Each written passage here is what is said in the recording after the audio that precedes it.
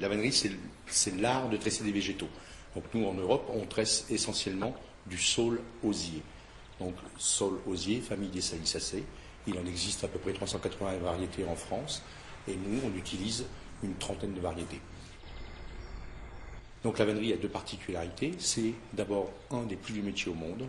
On a toujours fait de la vannerie. Et ensuite, c'est un métier 100% manuel. C'est-à-dire que jamais la machine ne rentre dans la fabrication d'un objet. Aujourd'hui, on est plus conscient du fait qu'un métier 100% manuel comme le mien demande énormément d'investissement, de travail. Pour faire un panier traditionnel, il faut 4 heures. Donc ici, à l'atelier Arsalix, on aime travailler avec des osiers bruts, donc osier brut avec son écorce, et on joue avec les variétés d'osier.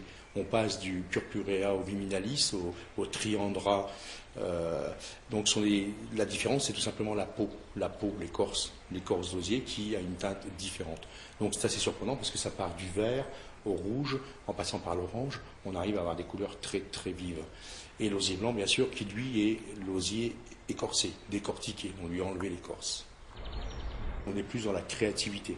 Le produit étant devenu un produit de luxe, on ne va pas copier ce qui se vend dans les grandes surfaces, on va innover et être en avance sur les autres. L'osier a cette particularité, c'est qu'il ne supporte pas les produits phytosanitaires, mais il peut maintenant se tresser vivant, c'est-à-dire il sert essentiellement, par exemple, dans certaines régions pour tenir les berges, faire des fascines. L'art déco maintenant, c'est de faire aussi des haies en osier vivant. Enfin, je pense qu'il y a plein d'avenir pour ce vieux métier. Je pense qu'on va rebondir. On ne sera plus 50 000 comme il y a un siècle, mais je pense qu'il a encore de l'avenir.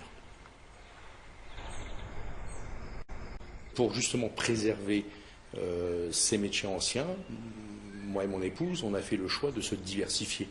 On se sert maintenant de nos techniques pour travailler par exemple avec des ergothérapeutes au niveau de la rééducation en prison, pour faire de la sociabilisation. Enfin, encore une fois, il y a, je pense, des débouchés pour ces vieux métiers.